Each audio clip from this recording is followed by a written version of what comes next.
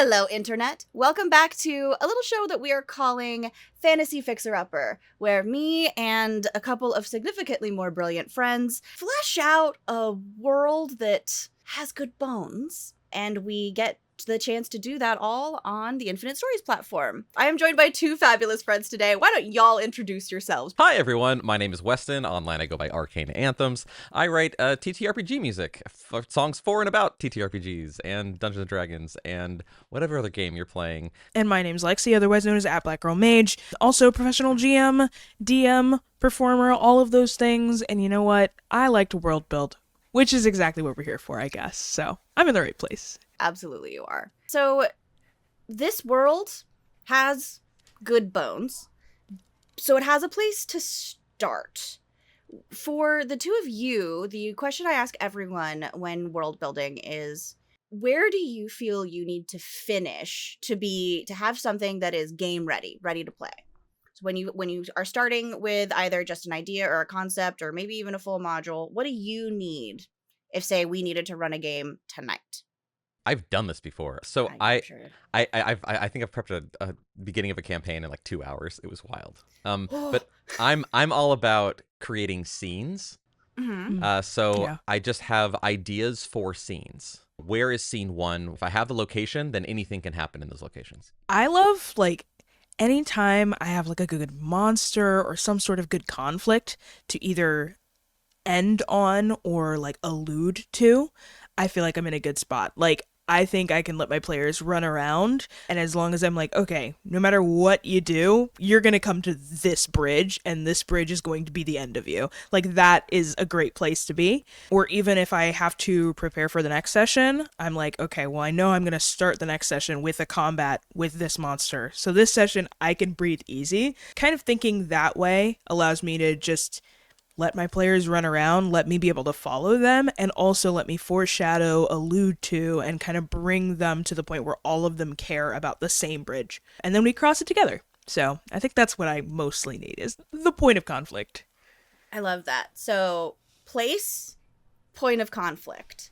And I'm like an NPC girl. I need a weird little guy to tell them what to do. Definitely.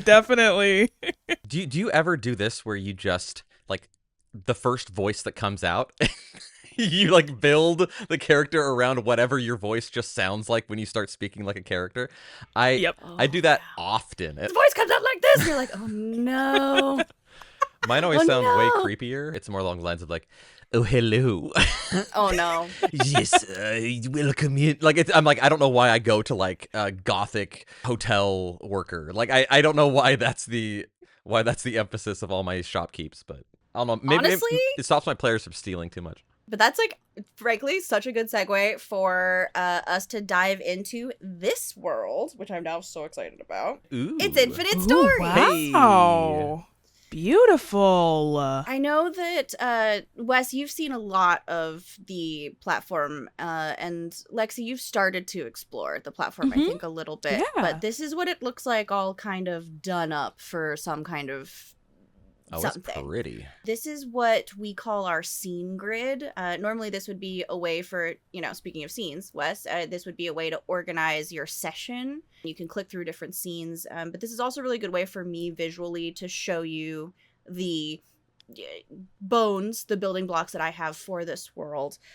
Because for the most part, I have just yoinked art and items and creatures and locations from our pre-existing work that our team that is making Soliton.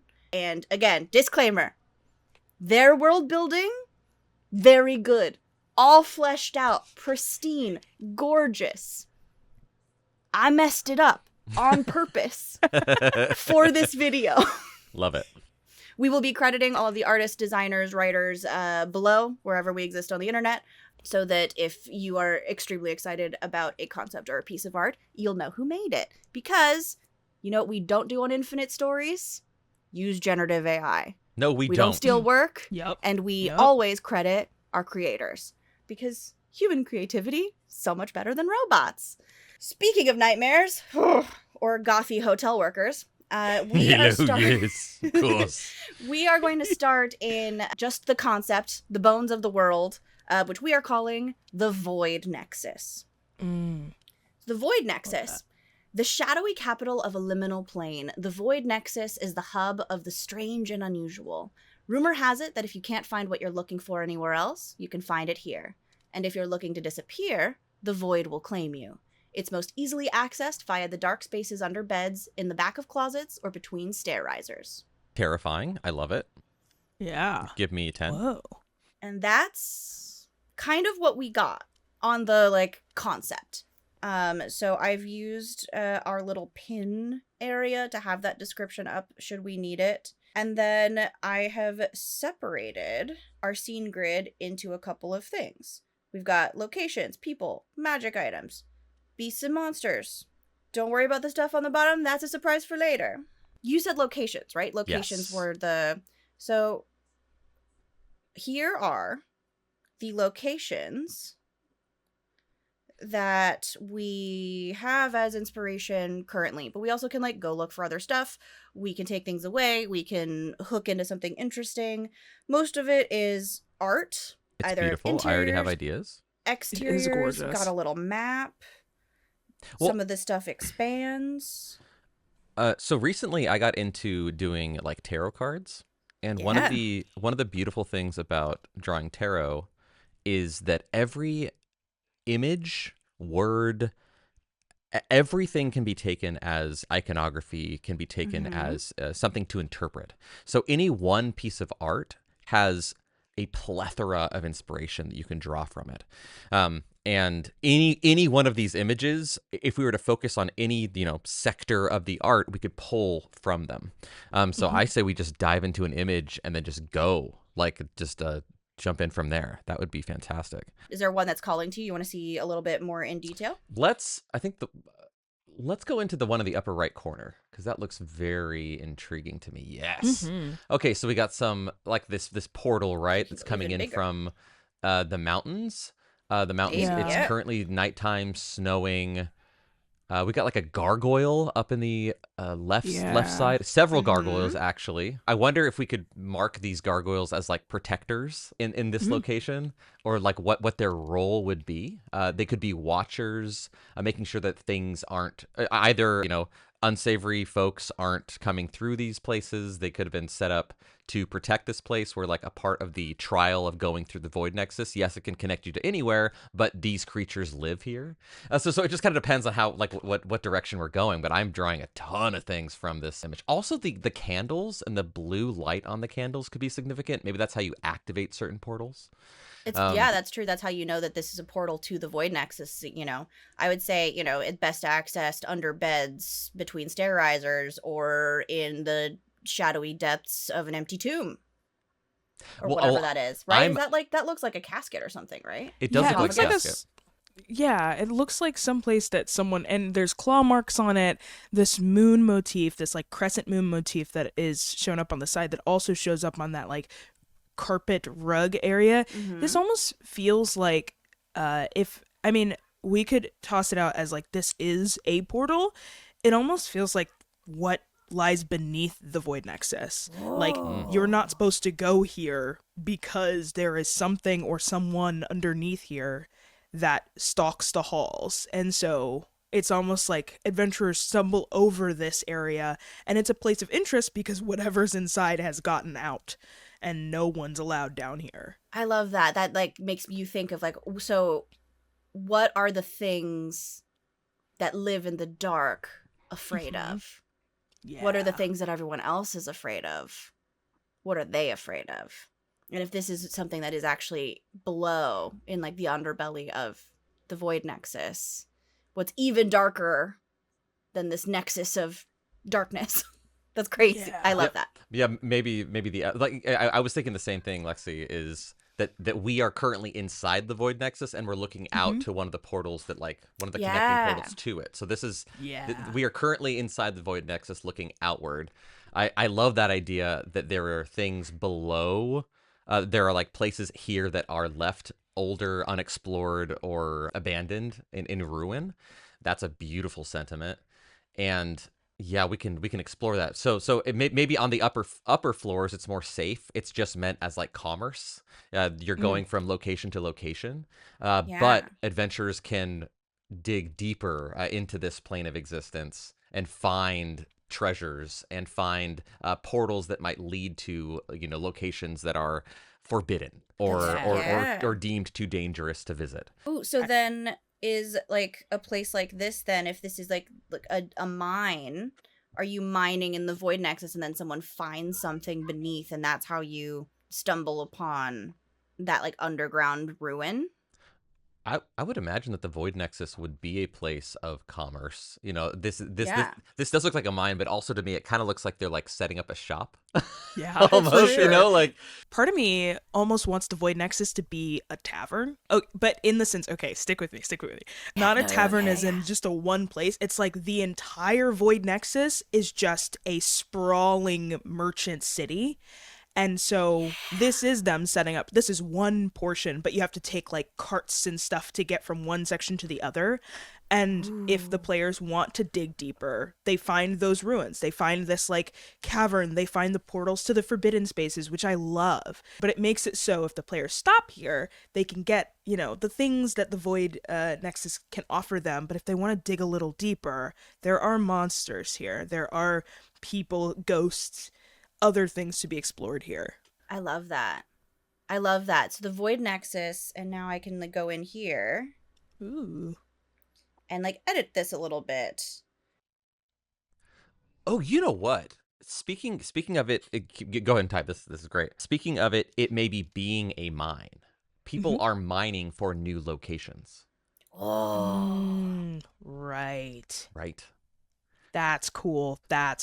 So that is how they like. There's all these tunnels, and you have to walk through these tunnels to get to new locations. And the only way to discover new locations is to find these places. It's a sponge. Like this is a sponge that is filled with holes, but you have to kind of dig through and find these holes, almost like an ant hill. Yeah. And it comes out in different places, and it will connect you to different places.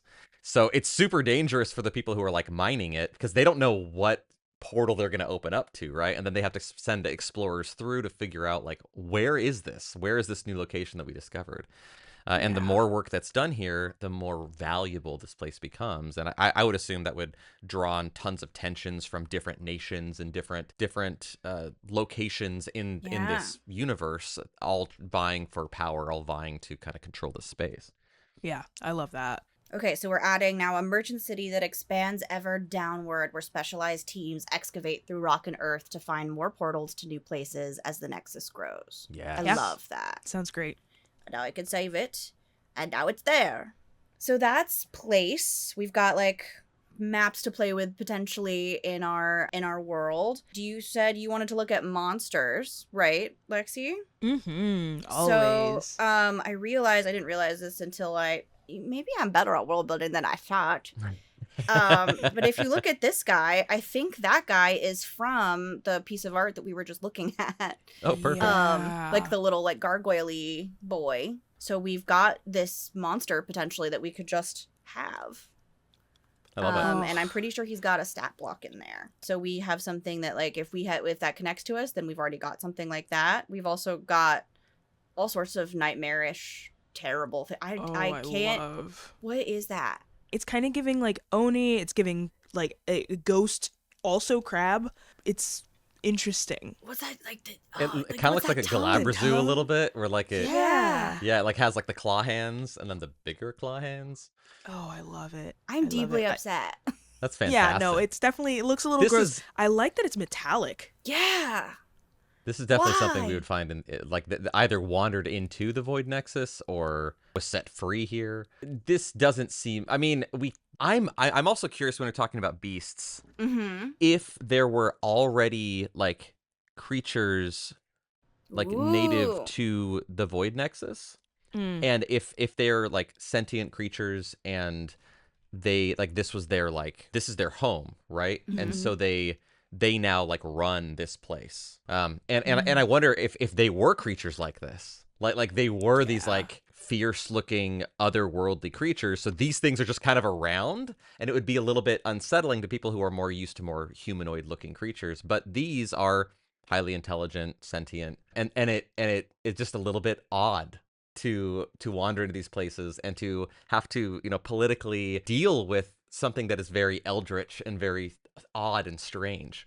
Yeah, I feel like having like a humanoid who runs the Void Nexus is kind of interesting, because I think that sounds so weird, but I feel like being like, what does that humanoid have that these creatures that are native and like sentient creatures that are native to this area, like what can this humanoid offer them that allows them to like, because I can imagine this kind of creature being like a security, like making sure that things are going well, patrolling, and it's like this weird eerie thing where the hair on the back of your neck starts to stand up as they kind of slither behind you. Very You don't even Nazgul know. or something like that. Yeah, exactly. And it's like, why would they, what kind of deal do they have with whoever runs this place? I love this thing. It makes me think of like the meme of like humans or space orcs. Imagine the like, and because as a world builder, I like to subvert expectations too a lot. Right. So imagine something like that, right? If that is so eldritch to us, are we eldritch horrors to that because we're soft and fleshy and we have very specific limbs and so then it's like, so then a lot of little fingers everywhere. Yeah, exactly. That's horrific. Hair growing out of places, right? Yeah, God. So then if this is like the native population of this void nexus, of the void, and as it starts to expand, we have this group of people just suddenly like jump scaring each other all the time of like someone stumbling through a portal, seeing that and just go, I like that moment brings me a lot of joy. Absolutely. So then like, what is that, the wealth of opportunity for social interactions there is very fun. Because they're absolutely terrifying. But if like they have to train or get over the fact that they're also terrified of people. Well, and it would open up a lot of like magical means of communication, right? Like they would maybe you would have to learn this astral nexus language, or you would cast a spell to be able to speak to these creatures, or maybe they have little things around their necks and they communicate with flashes of light, or they like there's lots of really fun ways, or maybe they use hand signals, like they have some kind of sign language that is universal here, because I would assume there'd be a lot of different types of creatures that would constantly be filtering through, so there would need to be some kind of universal form of communication. Yeah. That's exactly what I was thinking, was like, it's a watering hole for sure. It's definitely like it's not like a good place to be. It's definitely thieves and people who might not get their wares in the most legal way, but like the metal of its body, if that's like a metal that's native to the void, maybe when you enter the void, if you take this vow to do no shenanigans, you have to wear a necklace that allows them to connect to you. Like, that's the same metal as the metal on their body, and that's how they reverberate through the metal, and that's how they communicate, or something like that. Like very tinny voices that echo through your chest, that kind of thing. The roleplay and like the social aspect of that, of just being like, I don't know, those experiences, sensory experiences, are so much fun to build around when you're world building like this. And if you're trying to have a private moment, you just like hold the necklace a little bit away from your body, but like, okay, so like, listen. I don't want this guy to hear me, but I'm really scared. Okay, cool. Like you're like people like you're like, earmuffs. Hang on, I'm gonna go have a private moment. Shh, you're not here. Think about saying earmuffs to that guy. I don't think it can be done. I don't think it can be done. The idea of using like these metallics to interact, and then that was very visceral. I really enjoyed what you said there about the tinniness, kind of resonating with your own organics to communicate. That's very visceral and very unsettling, which is great. We're kind of getting into some cosmic horror here, which is fun. I forget to add that into my world building because I can get very cerebral when I'm prepping for things, but that adding in those visceral experiences makes it a tabletop game. That makes it a collaborative storytelling experience, not just a allow me to write my novel in front of you experience, which is better. It's just so much better. So we definitely have these guys. Are there any other beasties that currently catch your eye that you think should populate this world. I also I grabbed a scene that looks like maybe there's a couple of different kinds of things here. We also have, speaking of Eldritch, Oh, beautiful. a classic boy. Is this our person? Is this our lead Eldritch horror who's kind of in charge of the place? Totally could be.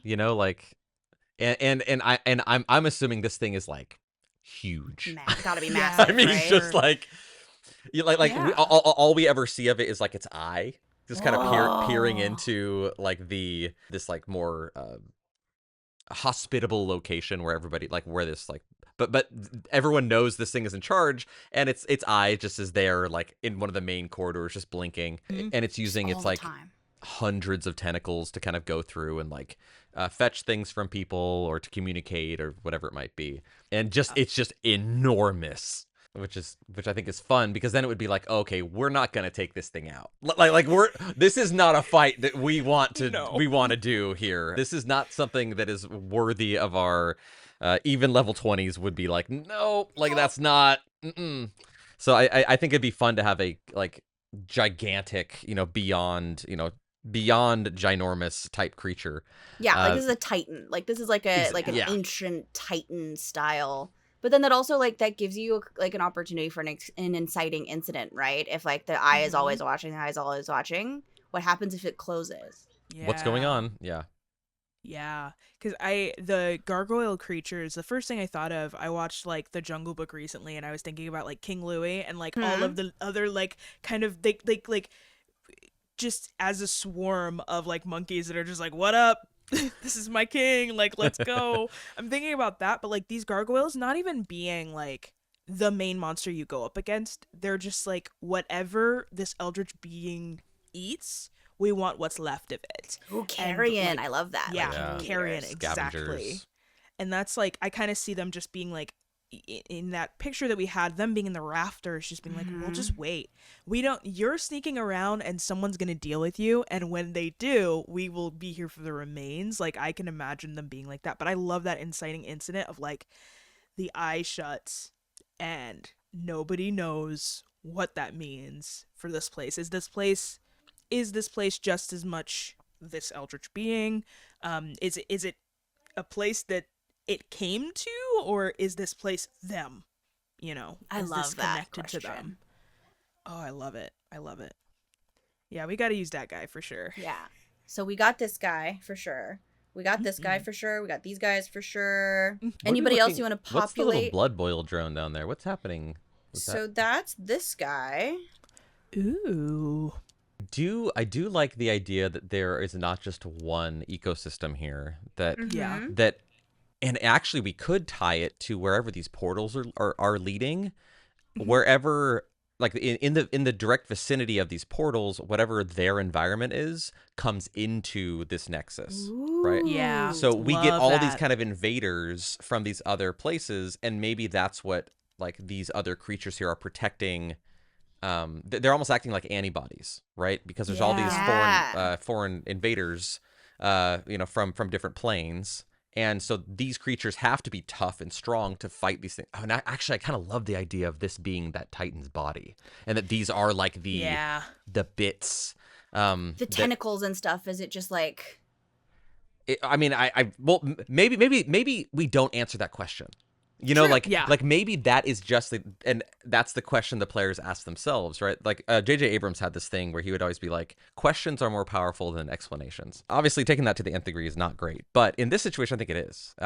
Because I don't think it's going to impact things, but we just know that these kind of act like protectors for this larger being, and mainly the idea I'm trying to get across is that we can have multiple ecosystems, and a variety of environments by tying them to these portals. So this little fire guy in the corner, for example, could be one that escaped from the elemental plane of fire, or a volcano somewhere, or and these maybe there's not enough of these things, so they task adventurers to hunt these things down to protect this nexus.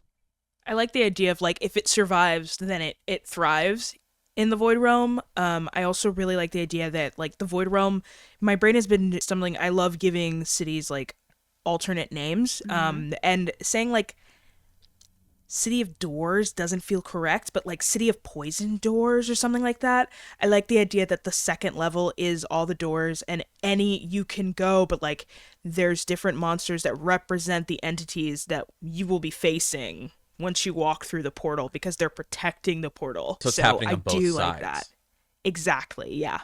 They're coming here, we're going there, and when they get to the Void Realm, specifically if they're sentient, like they obviously now have access to the merchants. You have access to all the different stores and stalls and supplies and whatever, but then also the wildlife that is also like somewhat thriving here. I think it'd be interesting to have heroes notice things that, I mean, I love just bringing other realms to players because they just don't have the opportunity. Like, it's very rare that you can just be like, yeah, we're going to go to the Astral Sea now, or now we're going to go to this random other world that I've made up. And in this case, it can literally be like anything, and you can introduce it by like the bird that's down there. Just being like, you hear choked bird song. It doesn't sound like the bird has lungs or any sort of internal organs that work to, like, they grind against each other. And as you step closer to the door, the bird song gets more and more jagged and haunting. Give me a charisma save. And then they just have to interact with it, and they get a taste of what the world is going to look like. And being able to be like, any door I put in here is a world I want it to look like, and I'm going to introduce them to that world by like the wildlife sitting out front. I think that's so much fun. That is so much fun. I mean, we're just like making 3 liminal spaces in a trench coat. Yeah. Like, it's just Absolutely. Very, very Kingdom Hearts coded. Exactly. Where it's like all these little connections everywhere. Yeah. For sure. The flexibility in that is really fun because it means that you can kind of also like follow your player's bliss a little bit. You can start to figure, you learn what they're glomming onto, and you can build out based off of that. I think I love that so much. I love the idea of like, okay, the choice to be like, oh, here's all of our options. You mean all of our options we pick? Yes. Do you want this one, or this one? All of them.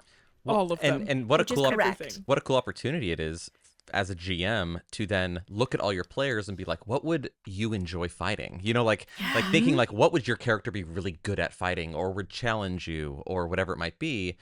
And it gives them opportunities to shine and opportunities to be like, oh, I'm in trouble here.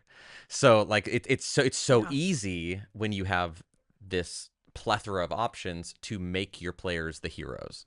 Yes. Yep. Yeah, truly. This kind of world building is some of my favorite just because I think that it can be very hard when everything is supposed to be uniform.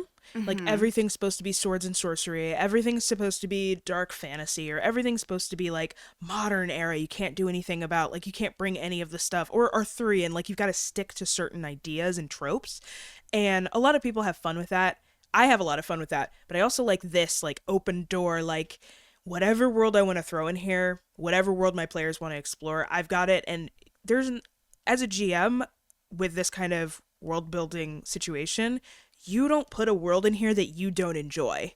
So you get to build for your players, but it's also mostly for yourself because there's not, you don't have to say like, it's got to all fit in the same shape. It's like, nope, this is a city of poison doors. Every door is different, and therefore, like, I get to make whatever poison will seep through and get to, like you said, see what the players interact with. So on both sides of the channel, it feels very fulfilling to be able to just create and create and create. I was even thinking of like, you were saying it could be anything. You're right. It could totally be anything. It could be, part of the, one of the environments is kind of like glitched out and like incorrect. And then it leads to this like almost cyberspace kind of like a location, and your players have swords, and they're like, what do we do? Like how do we fight something that is not the same as us? It really gives you a lot of options as far as like villains and challenges go. Really does. So fun.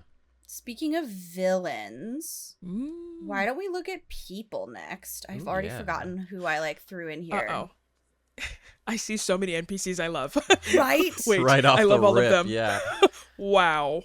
we have just some really good options. I haven't included a lot of stat blocks or descriptions on the scene grid just yet because I wanted it to be very visual, but I do have them. I like have stuff in here that would be like a stat block or something. So we can like pull that over should we need it. But like, I mean, come on. Who's that guy? Absolutely. For sure. Just floating in the middle of a room somewhere you encounter this Yeah. individual Or 3 feet from off you. the ground. Yeah, exactly. Right? Yeah. And for anyone Like- who was with us at Gen Con, Yes. Oh, Very gorgeous. biblically accurate Gorgeous. angel. Anything that has like 2 sets of arms, I'm like all in on. I love it so much. Just like that many more weapons to wield. It's like, yes, I do get multi-attack, and here's why. But Like, for actually your solve bard. my riddle to get past me.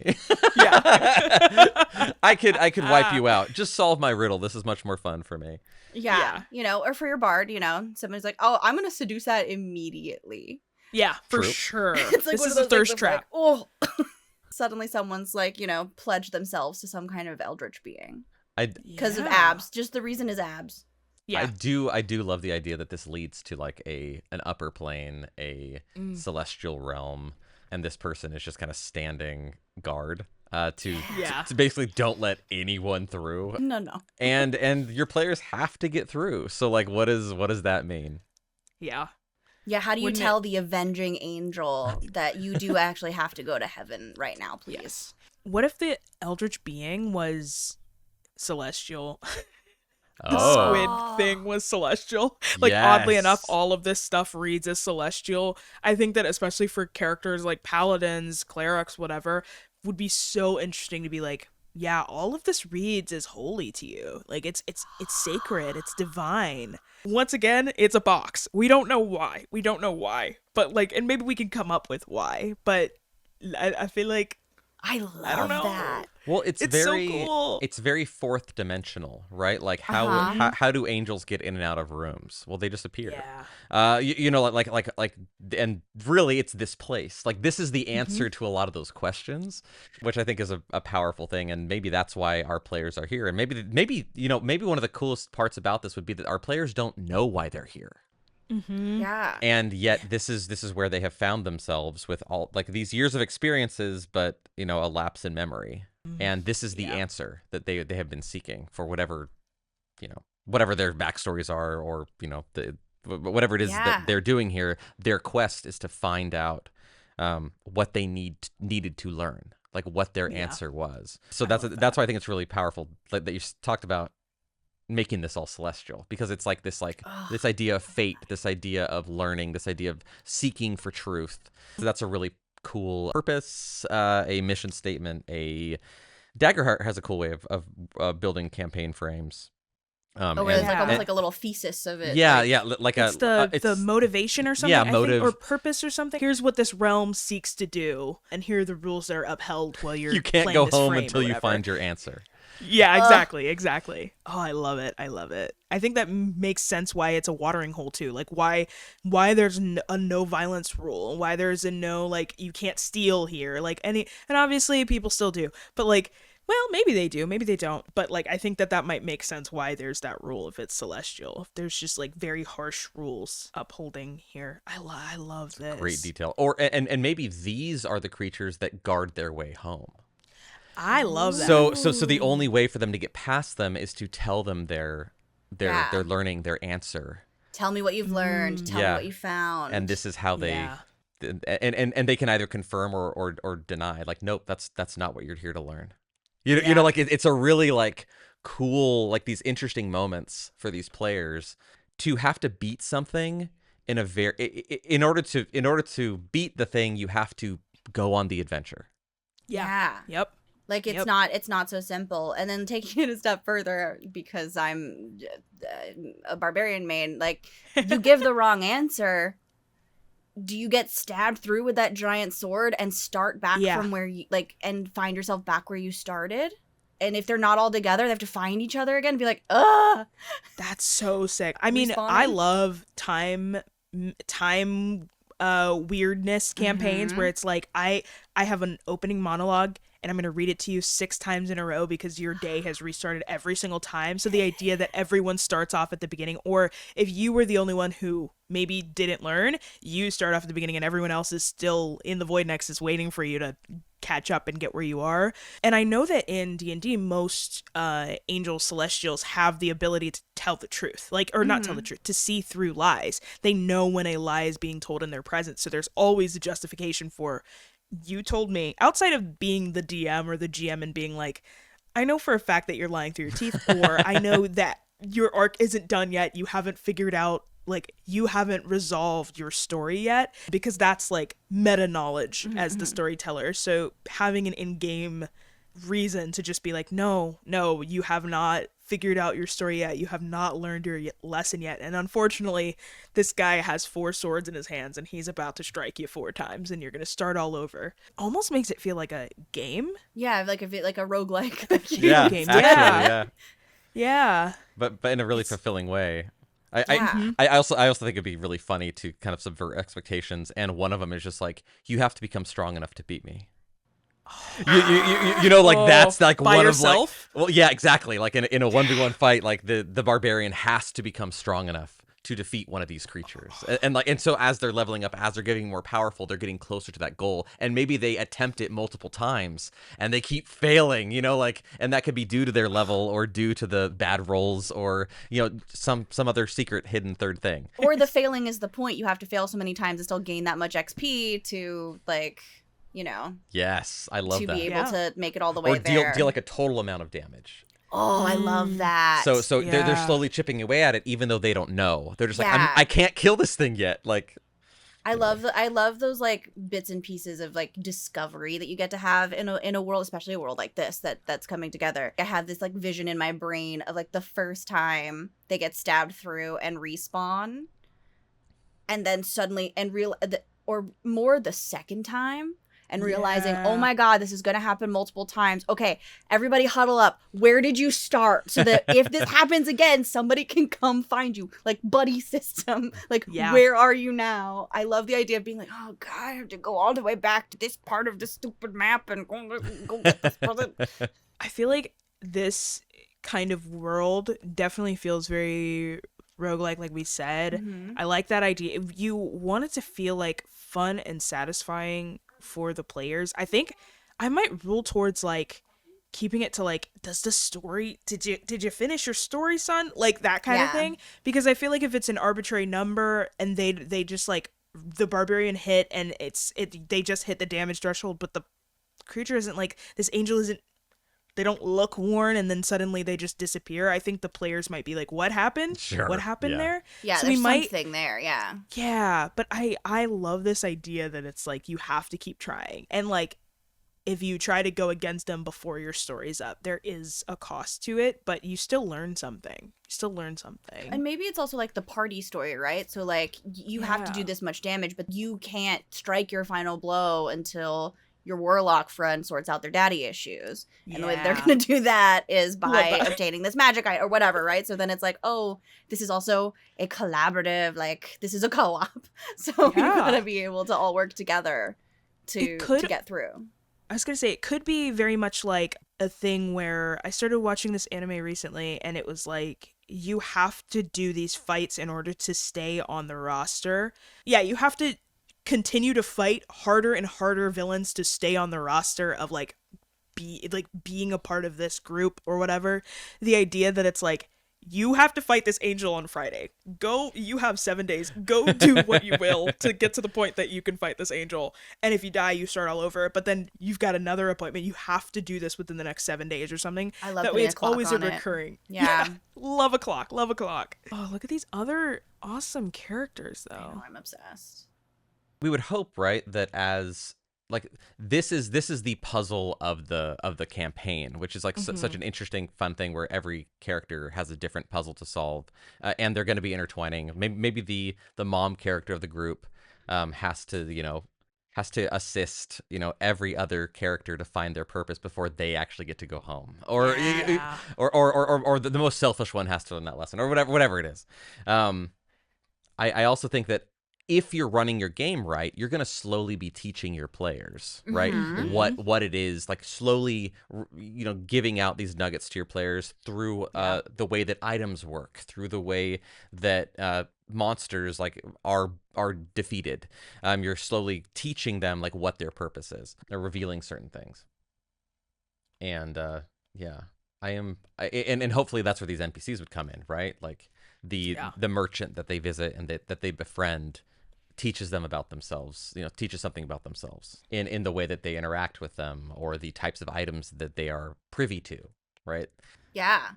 Or like, the person who's allowed to come and go. Yeah. Like they're about to have this fight and then like this lady just walks through and goes, hi! Oh my gosh. Just like walks through. It's between her and the mysterious mask figure for me. I was like, mysterious mask figure kind of gives like, you can ask me for one key once, and that key will open any door to anywhere you please, but once it's done, I'm coming after you. Like that idea of like, this is yours now, it's in your pocket. When you use it, the timer has started, and I will find you and I will kill you. I'm obsessed with that. What is that thing where the snail will find the snail chases you throughout all of forever? You live you. forever unless the snail touches you and then you die. Yeah. This is a very scary snail, yeah. So those are some people. Very, very cool. Yeah, and all of them I can see them in, different capacities. Absolutely. I do love the NPC in the lower right corner in the yellow being like this grandmother that just like just taunts them as like and not actually, but they're like speaking with this angel and she's just walking by and just goes into the portal, or just they just find her everywhere, like in super dangerous areas. This she's just vibing. This person's just reading a book and there's like, how are you? That's great. And eventually there's some kind of payoff. There's gotta be, because there's this, but and using that being like, okay, like what was this always about? And maybe it could be a time skip thing. Maybe it could be this was the person who was going to who brought them here from the different locations to change the course of their life. Maybe there's some kind of oracle. There's something, and their purpose is to help other people to find the right paths. I love that. Or maybe she's a deity and the party broke into her temple to rob it, and this is her teaching them how to be better people. And so she just like bops in every so often. See what they're doing?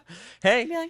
Her being like the one person that all of them are very familiar with, but they can't pinpoint why. Love that idea. That would be cool. Love the idea you played with a god, all for different reasons, and part of this too, I liked the idea that the end of maybe not the end of the campaign, but like throughout the campaign you are slowly like measuredly adding in these memories of like it was a very badly failed heist, but like what the heist looked like and how they all know each other and how they all met and like how it went wrong. And then you actually sit down to talk to her because you've seen her so many times. Like, these players have seen her so many times that when they finally catch up to her, she just does this, like, you're so loud. You're talking so loud at me. Like, sit down. And then it just, like, truly, like, Doctor Strange blows them back. They see the entire past history of, like, what they did wrong and who she is to them. But I feel like that would be end of campaign stuff for sure. I just love that idea of them breaking into her temple and this being her putting their penance or whatever. Yeah, exactly. You're in timeout, everyone. Let's just exactly. and this happened in a matter of like 45 seconds or like 3 seconds or whatever, and they're all back in this location. It was all a dream. That's so funny. Yeah, I'm obsessed with her. I include her in like all of my world building because she's the best. Yes. Absolutely. So that's people. How about some magic items? Oh, we love the pitchfork. Come on. Sorry, I love the pitchfork. I know, it's so good. A tuning fork? Yeah, a little tuning fork moment. The burn book. What is that? Yeah, actually. So funny. I couldn't resist. It's like a spell book, but it looks like a... It's the burn book, but it's a book of, Oh, that's very funny. My brain, upon seeing that, was like, what if warlocks have no connection to their patrons here, and so they must use something like this? Yeah. use their Eldritch Blasts and spells, because it's like, I don't know, my brain is like, it probably couldn't be all warlocks, but maybe just the warlock in your party is Right. like, you get this burn book, it's a specific number of, once again, we love a count, we love a good number. Yeah. You have a specific number of Eldritch Blasts, use them wisely while you're here in this realm. If you go to a fantasy world, you might have a connection to your warlock patron again. If you go to a cybernetic world, or like somewhere that's like a modern world, it might look a little bit different. You might have to make a quick pact. But like the It looks idea like that an here- icon. It's just Yeah, it looks like a sprite. it's just Clippy. Yeah, it's it's just Clippy. God. I know I- how much you love Clippy, A Kailey. warlock been- of Clippy? Yeah. I've been begging our dev team to make me a Clippy for Infinite Story. I need for it. so I long. need it. I love Looks like Clippy you're trying to so build out much. an entire campaign.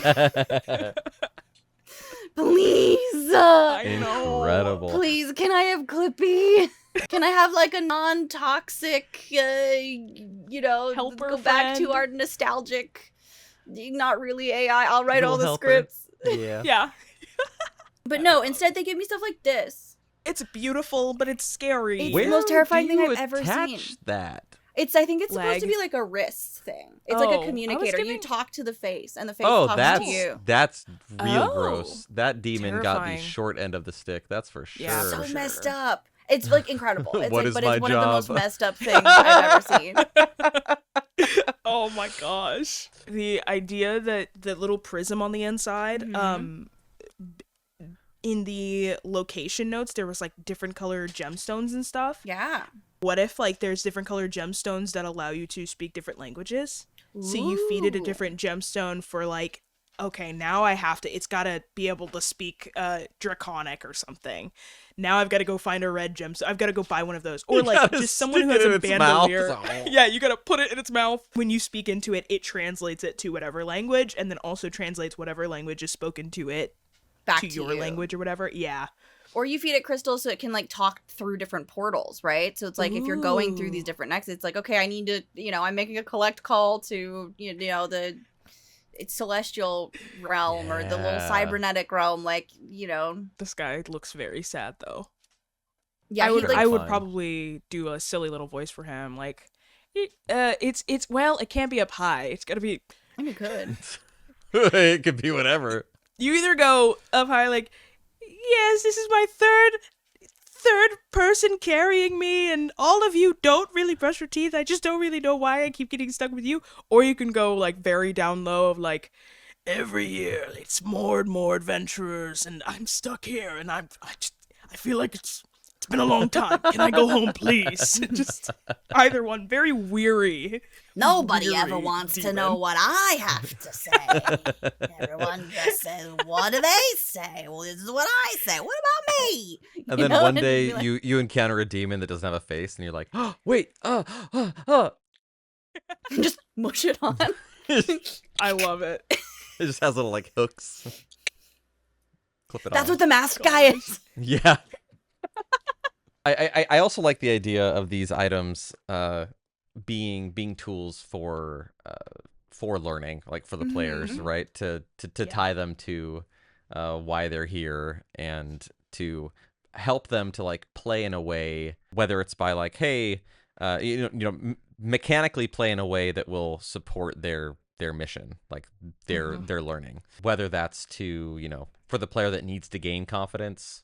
They have to spend additional resources to, I don't know, they can deal more damage the higher their persuasion gets, or the higher, so it encourages them to level Yeah. up in certain ways so Yeah. that they can accomplish their goal and become that person. I love that. The more we talk, the more I'm realizing this kind of campaign feels like the kind where everybody levels up at different rates, Mm-hmm. and that's it can be very hard to run, but I feel like it can be very satisfying rather than it being like everybody level. It's milestone in a true capacity of like, if you have hit your arc, you get to level up, you get to do these things, and it encourages everyone to help each other. It also encourages, so it's not just like arcs of like, we're just going through this person's play, and then we're going to go through this person's game, and then we're going to go through this person's arc, and then this person's arc, whatever. It's like, there might be parts of your arc that can't be discovered yet because you haven't been put through the fires yet of all of the worlds. So it's like you gain that by going through and becoming more confident in both in your main arc, but then also as you help your friends get through theirs. And having people of like varied levels, I feel like I said, it can be very scary, but it can be very fun and gratifying to be like, all of you, like everybody else is already level 15 and one person's like level 14, and all the other people are like, yeah, we're gonna just do whatever it takes. We're gonna do what it takes to get you to level 15. We're gonna work on this because like it matters to us where you are, and you will help us out as a team member, but also as a hero. Like, you are growing and we want to see you grow. You could even have somebody Benjamin Buttoning, right? They start the campaign really, really strong. Yeah. And they learn that like it's not their power that makes them effective, right? It's relying on these friendships and these people. So they're slowly being depowered throughout the game. Like, there's at the very beginning, all the other players are like, how is this person with us? You know, like, what is the purpose here? But then as soon as the other players level up, this one levels down. Oh, I love it. So like, there's so many like cool things that we could do. Obviously, that's a more like advanced player kind of, you know, role play. You know, you'd want to discuss it with that person and all these things. But there's so many things that this could become. It almost seems like more like a Die campaign. If you've seen Die, where Die is very like emotional heavy, where everybody's focused on these like complex relationships, and that's really where like the focus is, right? You only have a single die, like, but it's all about these very complicated relationships. Yeah, I love that. And that's the beauty of this world, is it's totally system agnostic right now. So like, right. we could do pretty much anything with it. Yeah. I do love these little like stat blocks. snaky rings. Yeah, those are so cool. So I'm so curious if this would be a fun thing to incorporate with maybe two players who had a broken connection, and this is hinting to those players, like, and it could be like, yeah, you get these rings and then two people just take them, and then you just improv that those were the two people that needed to take them. Yeah. Right. And then it's just like fun for the GM to be like, okay, what do these players need from each other? You know, like I love that. And they don't even know it, and you don't even know it, right? But yeah. But I think that's the cool thing about Infinite Stories, is that you see these items and then these ideas pop into your head, and you're like, okay, so who's going to take these items? Oh, you two took them. Okay, that was destined and fated all along. Yeah, but it wasn't. In, make some notes about it, and then you can connect their stories so that that they learn from each other for the rest of the time. And these rings, I don't even know what they would do. Maybe while they are within a certain distance of each other, they get certain boons and certain benefits. Yeah, kind of like warding bond in D&D. Yeah. Oh, that's so good. I do really like that. And if they put their rings together, then they form. No. Yeah. I don't know. But your only size in certain grows like to huge. only in like certain parts of the Nexus, right? Like, they work do the magic items work differently? Oh. In different that's interesting. phases, right? Or is there a certain magic item that stays the same all the time, right? Like, is this guy always the same? Or like, if you accidentally stumble into a Kids on Bikes campaign, like, is this this like makes me want to like be, this Nexus, this world means I can run a different system every week with the same characters. Oh, cool. And suddenly, like, on a Kids on Bikes campaign, this is an actual walkie-talkie with an upsetting face on it. Like, come on. Just a sticker on the side that's partially peeled off. Yeah. Like, it's a talking Tamagotchi. It's a Furby. Yes, it's a Furby. I love it. There's like a ring on this page behind it that I feel like would be like a good. Yeah, that one. I feel like for me, it just gives the rings everybody in the Void Nexus works. Like, everybody has one of these rings, and that's how you transport, and that's how you stay. Like, I don't know if stay safe, but like, it's almost like if you don't have this ring on, I'm thinking like movie touchstones always, like Spider-Verse, like, you're glitching. You will glitch out and it will hurt like you, and it will do so much. Yeah, do so much. Because if you're universe hopping, you have to. Somehow your constitution has to be continuous between a D&D campaign, a Kids on Bikes campaign, a One Ring campaign. Like, you have to somehow be able to keep yourself and your soul and spirit energy Anchored? between Yeah. these Yeah. between these characters. So like the idea that this is what does it, I think that's really cool, because if someone steals it, that's a very low level interaction, is like someone stealing yours before you're supposed to go on a big trip, and then you find out like, you know, there are other people here that have other purposes outside of you.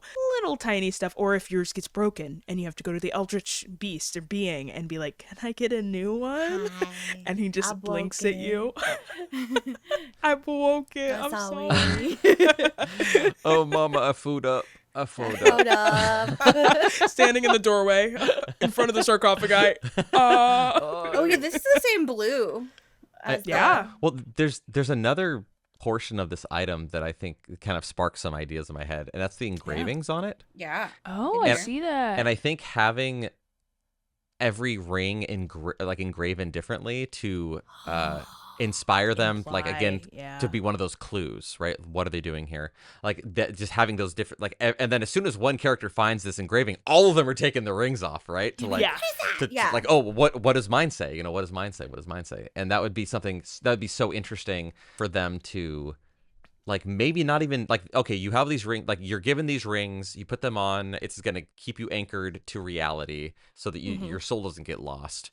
And maybe they just take it at face value, and eventually somebody discovers it, right? Like, you know, sessions in, maybe they do it right then, but sessions later, they're like, we've had this clue the whole time. Like, Yeah. oh They wait, accidentally this is switch rings. What does this that is- mean? What does this that is do? the character that we ran into a couple sessions ago, and then this one here, like, oh, we haven't even seen this person yet. Yeah, I Why love is that. the old lady on every single one? Yeah. That's also really fun. Any moment that I can give myself ephemera to give players, Yes. or like props to give players, props to have on the table or whatever, and to be, even at the end of a campaign, at the end of this kind of campaign, being like, I'm going to engrave, I mean, it's extreme, but being like, I'm going to make you all rings and I'm going to engrave in them myself. Like, just simple silver bands, but on the inside is going to have whatever your, whatever iconography is on the inside. That's such a fun thing to do. You also, like with Infinite Stories, like this, you could pop this over into the portal, but you could have different art versions of the engraving. Oh, So you yeah. could reveal different versions of it every time and show your players and see if they notice. Yeah, Yeah. like you could hand like do handouts to your players. Yeah. And they're like, oh, we all get these rings, okay. And then maybe they're on cards, and they don't notice that the engravings are actually different for Yeah. each one, which would be a really clever. That's super smart. I love that. I love Love it. being able Instead to of like having to become a ringsmith, Exactly. I get a that's- little that's forge out awesome. and burn it up. Yeah. Listen, I believe you would do that. I do believe you would do that. and I would, and I have. I've definitely made pottery for players before. That's if you've got awesome. time to write a campaign, you've got time to learn how to work a forge. Just be a silversmith. Just normal stuff. So we have, going back to where kind of we started, so we've got this void nexus that is maybe some kind of celestial proving ground, and or also the inside of a celestial creature. Maybe yes, and maybe both. Question marks. Yes, Question marks. both. We love question marks. And we've got it's ever expanding, you're like mining, digging into it. We've got all sorts of horrific and eldritch creatures who have all sorts of like translation devices, including maybe this guy. Feel so bad for him. His name's like Artie or something, Yeah. you know? That becomes like the character that like it becomes the DMPC that that has to sacrifice themselves at the very end of the campaign, that suddenly everyone's Yeah. sobbing. Yeah, for sure. And it's just Absolutely. this dude on just the Just a face. flat face. You know someone's gonna adopt that immediately. Absolutely. Oh. Okay, so for our final little piece of this, because it is spooky season, I have decided to do something a little silly with everyone. So in the Void Nexus, we're going to pick out a little home base for our party, maybe even to start in. So we're going to do some haunted house hunters. Because if we're going to do fantasy fixer-upper, and if the place is good Love it. bones, then we're also going to do some haunted house hunters. We're going to find the best... home base, or maybe this is like where this is their like respawn point after they fail their test. So we've got 3 properties to choose from here, you know, good and bad. We've got a map, we've got an exterior, we've got a denizen, and we've got some loot. And all of them are going to have like a version of this. So we've got, you know, choice number 1 looks like to be pretty expansive floor plan. There's those rings that you liked. Sure. Water feature. It does come with this guy who may be friendly, maybe not. Do you want that to be your roommate? Up to you. I mean, if we wanted some Eldritch Horror, every time you respawn, like, you come out of this thing, right? Like, you're like, just covered in, like, all sorts of viscera, gross and, you know, mucus and all sorts of stuff. And you're like, no, like, it's just this miserable experience every time. And like, that guy can't like that either. So at a certain point, if you start failing too much, does this guy like, okay, he's just so ticked at you the entire time. I'm gonna help you through this because this cannot keep happening. Guys, you have to be a little bit more considerate, please. I'm begging you. I need you to get good. Try harder, please. I will give you a healing potion. If that's all you need, I can give it to you. Take this to boost your constitution. Oh my god. Like, oh, these poor creatures. I like, love them you know, more and I more. love that, like, we started with this guy is terrifying and ended up with, like, the most long-suffering. Like, just the kindest. Yeah, just miserable guy. I love that. So that's option 1. Option 2. Ooh. So we've got some kind of, like, mountain tower situation. Little glowy potion. Mountainside Vista, yeah. Some kind of hag. Some kind of hag, and then like a little, you know, cute crystal dragon guy. Oh, he's got little lizard. Yeah, he's like a Komodo, a quartz Komodo puppy, of some sort. Obviously. Yeah. Well, he definitely looks like he belongs in the Nexus with all the crystals everywhere. Right? Oh, for sure. And he is baby for sure. And I'm wondering if this is the guy who's like running one of the crystal stands, and he just like collects them and puts them on. And he's like a traveling salesman. So, so he's going along, and then you meet up. Oh, the crystal dude, we need one of these. Yeah. I love that. He's like, I'm running a special on my elbow today. And he's just crack it off. Pluck it off. Yeah. Yep. Just crack it. Not that one. He just like glues them on, you know? Yeah. Just magic. You see one, he's completely sold out today. Sorry. Yeah, just. It's like, oh my god, you're naked. No, I'm out of stock. I'm so curious what this vial is doing here, right? And if it represents something, like if every time you respawn, this vial gets lower and lower and lower, maybe, and add as a way to like add tension to be like, oh, we can't keep failing over and over again. And you don't know what happens when it's gone. Yeah. And it could be this hag that's like pouring in. Like, every time you respawn, this hag has to pour some out into some kind of something. Like, it's just just very ominous. Yeah, your, like, loading screen between saves is, like, her pouring a little bit out and laughing maniacally, and then you appear back at your respawn point. Love that. What? Or does she pour a shot for the guy respawning, and that's how, like, he heals? Yeah. So then you, like, is there a moment where you have to beg him not to take that last shot, and he just has to like suffer? Yeah. Interesting. Gosh. Yeah, that's dark. I'm a monster. Sorry. Not sorry. I love it. That's great. we love that for us. I do think that the location is like the closest thing to like what the outside of the like or what these people would have built here. Like, it definitely looks like it's right into the mountain, or, you know, right into the void, or whatever you want to call this place. And this definitely looks like some kind of, I don't know, maybe they find this in one of the passageways, and you actually are looking at this city from this perspective, and it's completely empty. You know, like there's a lot of like things that we could do here with this piece. I also love that like portal looking thing.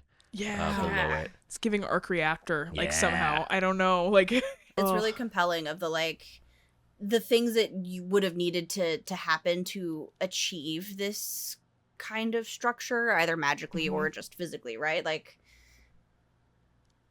what what the like separation has to mean. It's like its own little nexus. I love this one. It's Yeah. gorgeous. It's so pretty. So that's number 2. All right. Here's number 3. Holding up for number 3. So number 3 has a bunch of things we've seen sort of already. A little map, a little interior moment, potentially, more interiors, like potentially like a little scene. Yeah. We've got, that looks like the loot, maybe a keeper, maybe a pest, maybe a monster, maybe, Maybe it looks like the temple that they stole from. The map in the top right kind of looks like the temple of the goddess that they stole from, kind of, to loop that in. But I love the party piece down at the bottom left. Oh yeah, me too. For and also the fact that like there's something clearly yeah, coming like to get they're them, coming for and you. they don't yeah. see it. Yeah. These big old spoonbills are just, just absolutely maniacal coming Just after you. Murder birds. And then For whatever reason, this one gives me the vibe of like every time you die, you have to fight something to get back.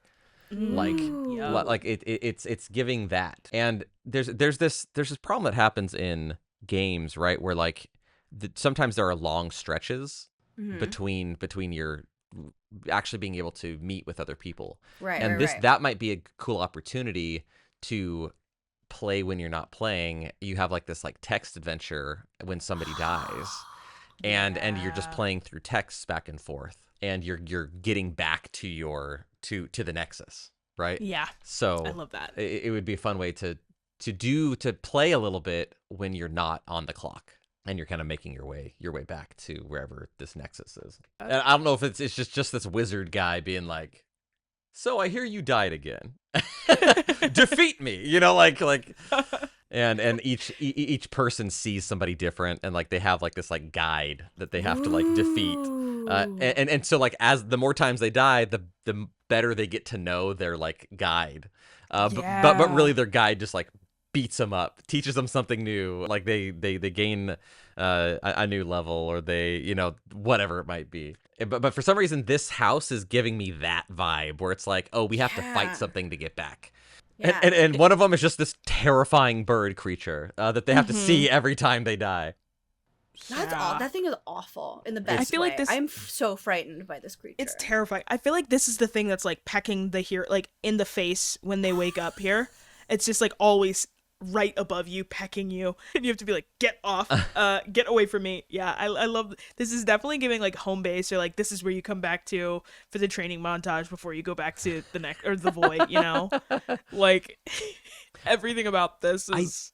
I do really liminal. Like the scar or whatever on its chest. Yeah. And again, iconography. Oh, you get to learn like maybe something new appears every time. Or as you fight this thing, you notice different things about it. Yeah, or it like becomes more like it like expands, grows, like it. Yeah. Like every time you fight it and you come back to it, it's bigger, or it's more injured, or it is a different color, or it being able to see that progression in different ways, not just like some dude. like not just a guy, but like there's other ways to present that repetition and to learn things about creatures or whatever. And I think your players too, like if you're the GM running this, your players will be interested every time, as long as you like when you show them the same scene and then you add a new detail, and then you show them the same scene and add in, okay, well now there's a scale here, and then there's a ring, and then there's another person, or there's another monster, or there's like something left behind, like little tiny things. Like every single time they come back here, something new is a part of the scene, and it somehow adds up to your story, your character specific story. Like this definitely seems like you said, I like the idea of play by post. Like you're playing this asynchronously with each player, because each scene that the player sees between things is different. Like each of them has different iconography, different creatures, people, mentors, whoever, their magic items there, and they're all meant to teach you something or tell you something about your journey so far, or mean or matter to you in the future. and the idea like none of it makes sense until it does. Yeah. And when it does, this place will be filled with stuff that will matter to you, and all of it will be useful for you. I love that kind of idea. I love it. Or like a chess game. Like, Yeah. and based on like the different positions in chess, like it could mean different things, and they could, you know, the board could be already set up in the end game in one of them, and like, oh, the goal here is to run, and then they wake up, oh, we have to get out of here. Like there's like, oh, I love that. I think it's so fun, and again, that asynchronicity. Yeah. That's a word. It is now. I was gonna say, but it gets World put across. builders. Yep. Yeah. If you take the L away from world builders, we're word builders builders. too. Because that plays way better in a text campaign one-on-one than it would like at a table where you're kind of wasting everybody's time and it's all different. And then they can choose to tell each other what's going on or not. Yeah. That's the fun part.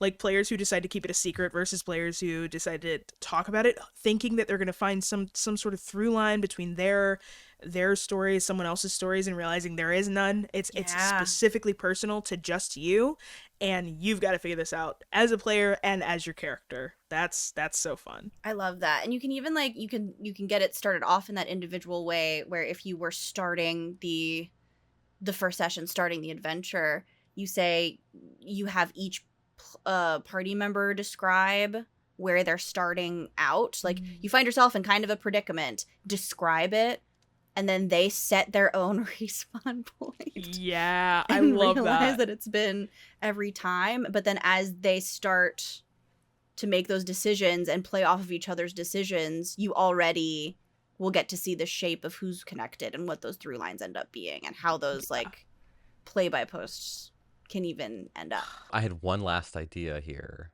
and it was the sarcophagus or the casket, and like a player waking up in a casket every single time, and like how like creepy that would be, and like they have to break out of a casket every single time. Because earlier we were talking about evoking feelings, right? And obviously like consent checklists and make sure that player's okay with like claustrophobia and things like that. But that idea of breaking out of their grave every single time, and then it ties back to they're actually a revenant, and like they are maybe they're a vampire, maybe they're something undead, and are they a lich and they have to find their phylactery? Sure, exactly, I love that. I love that. You know, they and this was like a spell that they cast to save themselves. They created their own limbo, right? Like this is anyway. It's so fun.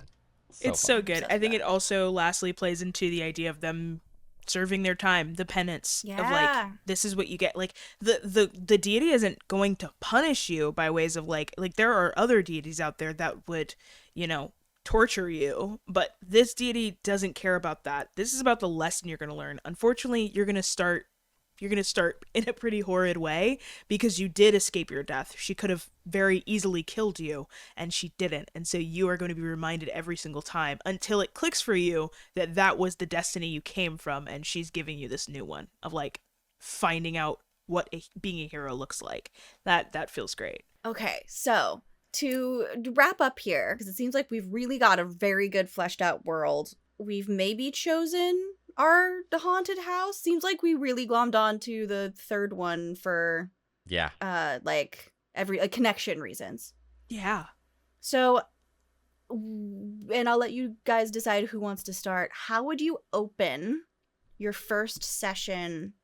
Like, you love your little opening monologue. It doesn't have to be long, obviously, but how would you open your first session in this world? I think I would actually play asynchronously first. Yep. So I would have all these players experience their individual guides. Ooh. And then they all come to the table. So they have all had these different, like kind of their own personal session zeros, right? And they all come to the table having had this text conversation with that in their brains. And then you introduce them. They wake up from these experiences in all under the massive blinking eye.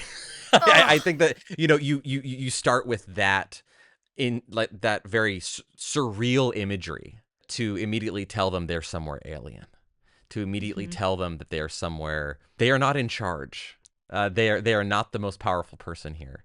You introduce them to the mystery that is this game. That's how I would do it. I love that. I love the concept too of setting the scene and being able to say like, yeah, every few seconds there's like a rhythmic change of the light as though a cloud is passing over the sun, and so you look up and you just as that shadow starts to cast over the room that you're in, and you just see an eyelid like Yeah. come on. And then you just get used to it. So then you don't have to comment on it every time, but you just have that like be a part of the world, is that every couple of seconds it gets a little darker for a second and then it brightens back up because the thing is blinking. What about you, Lexi? How would you open this adventure? I think I really love the async idea. I feel like that's a great way to, I think, put everyone on the same. It's odd that playing separately brings them to the same playing field.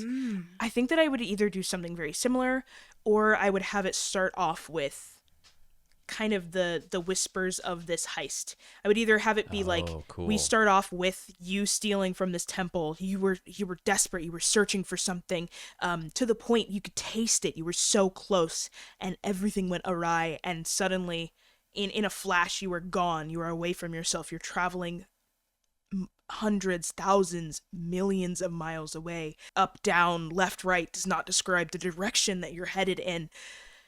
And you wake up and you're in what looks like a stone box. Like, I think I would start with one person and have them open the casket and then realize that they're surrounded by their teammates and not really tell like what went wrong. Did we win? Did we lose? Did we have it? Did we not? We have all the same stuff.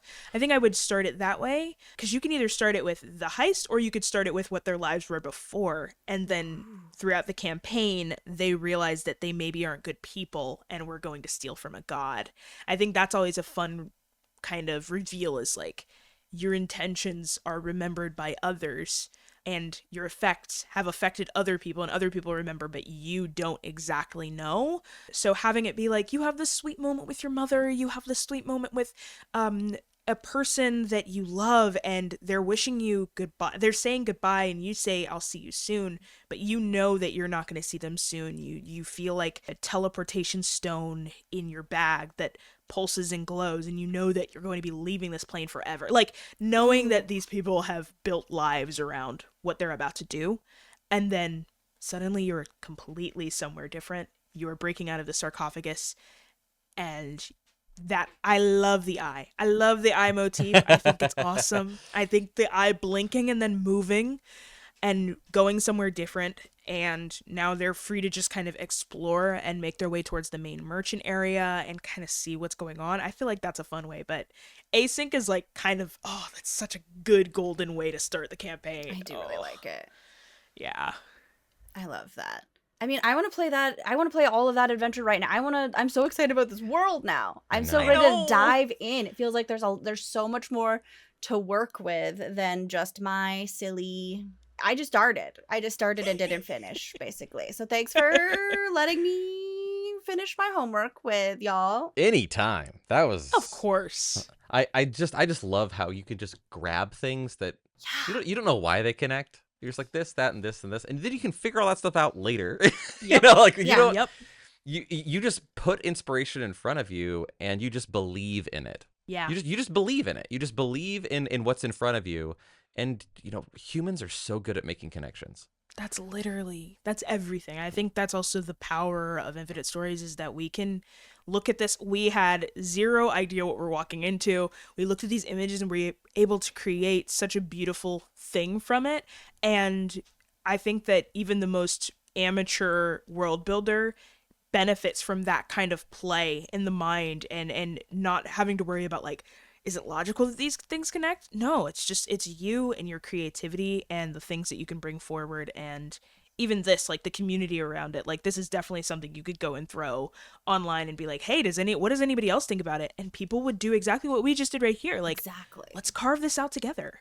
Yeah, and if you've got access to, you've got access to these things on the feed, what you do with it and what somebody else does with it, you both have access to it, and you get to do different things with it and build your own cards. That's why it's so modular. It's my favorite thing. And it means that we get to really, really play and do what works for us, which is it's just a good time. So thank you both so much for joining me today as we figure out the Void realm and flesh out the Void Nexus, which is significantly more fleshed out than when we started. This world, again, had good bones, but now we're ready to play. And that is what makes this kind of thing so special, and I'm so stoked. So now that we're ready to jump into our adventure, let us know if you play in the Void Nexus yourself. I'm dying to hear any stories from the Void if you have them. Thank you so much to Wes and Lexi for joining me today.